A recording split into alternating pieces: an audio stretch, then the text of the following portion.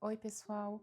Hoje eu quero falar sobre o Baxter, que é um dos espíritos que vive aqui comigo. Antes de eu falar sobre a sua vida passada, eu preciso contar o jeito como ele chegou até a mim, porque conta muito sobre quem ele é.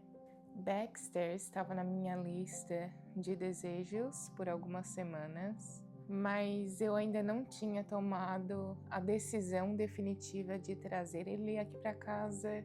Mas mesmo assim ele não saía da minha cabeça. Eu sonhei 2 noites consecutivas sobre bonecas assombradas. Eu não consigo ainda lembrar dos sonhos detalhadamente, porque eu tenho dificuldade em lembrar dos meus sonhos no geral, mas eu lembro que eu sonhei com bonecas assombradas e lojas de antiguidades. Como ele realmente não saía da minha cabeça, eu contatei a vendedora, que eu confio muito, e eu perguntei para ela se ela poderia conversar com ele e perguntar para ele se ele topava vir aqui para casa. Ela falou que ele estava inquieto por alguns dias já. Ela mencionou isso e depois ela voltou com a resposta. Ela falou: por acaso tu chegou a sonhar com ele? Ele apareceu nos seus sonhos? E eu falei: olha, eu não lembro de detalhes, mas... Aí ela falou: nossa, eu adoro quando isso acontece. Ele estava realmente tentando dar um empurrãozinho para que eu o trouxesse aqui para casa. Então eu finalmente tomei a decisão de trazê-lo. Eu sabia que era uma decisão certa.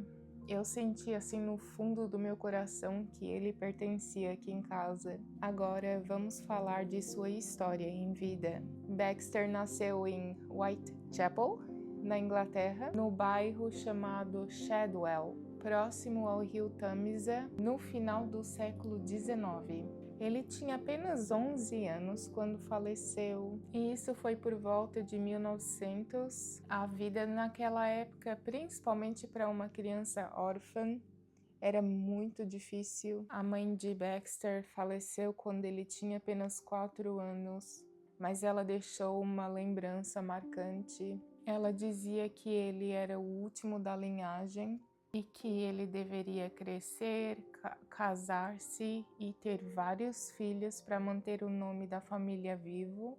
E essa é a única memória clara que ele tem sobre ela. Depois de perder a mãe, ele passou a sobreviver sozinho. Tentaram deixá-lo em um orfanato, mas ele não se adaptou. Ele não gostava daquele ambiente e fugia constantemente.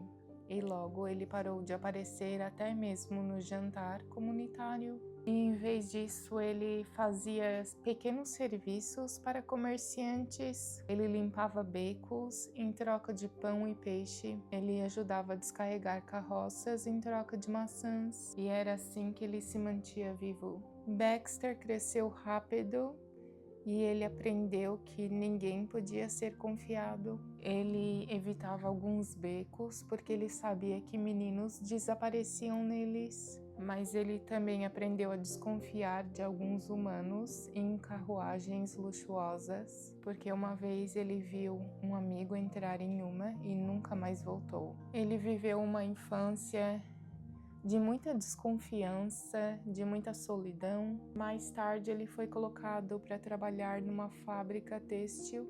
Suas mãos eram constantemente queimadas pelos tanques de tintura e produtos químicos, mas ele não tinha escolha. Se ele não aparecesse, ele era ameaçado de prisão.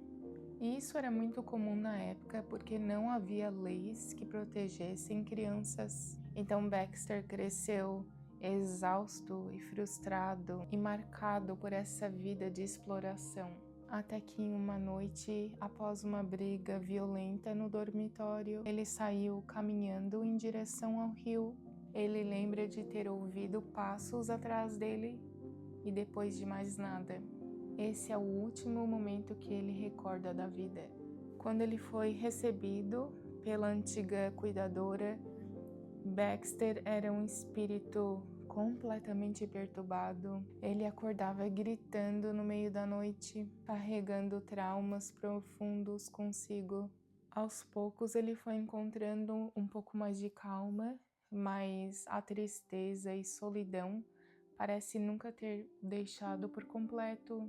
O mais interessante é que para Baxter o tempo não passou. Ele acredita continuar vivendo na mesma era, em 1900, e não teve nada que a antiga cuidadora pudesse ter feito para convencê-lo do contrário. E é por isso que ele se sente bem deslocado de qualquer modernidade, apesar de não escrever bem, então eu não uso tabuleiro de espíritos com ele. Ele é um ótimo artista. A antiga cuidadora dele fazia escrita automática e com esse método ele fazia desenhos maravilhosos. E esse é o talento que ele encontrou para se comunicar.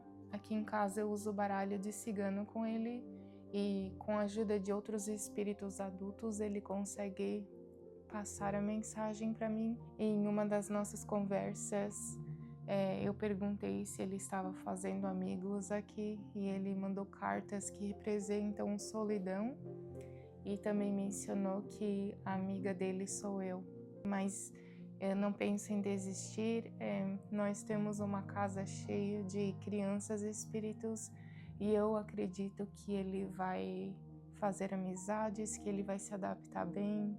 O espírito dele é bem ativo, ele abre gavetas, derruba livros, ele mexe em objetos, ele é o tipo de presença que não se esconde, mas por trás dessa atividade toda existe um menino que ainda lida com bastante solidão e tristeza. Durante as nossas conversas também mostrou que o que ele buscava é um lugar de pertencimento, um lugar onde ele não fosse explorado e também não fosse abandonado. Baxter é um espírito triste, mas profundamente humano, um espírito que busca pertencimento, coisas que em vida ele não teve. Mas hoje, ao estar aqui comigo, ele encontra um lugar para ser visto, para ser amado e para, quem sabe, aos poucos saber que ele não está sozinho. Tchau!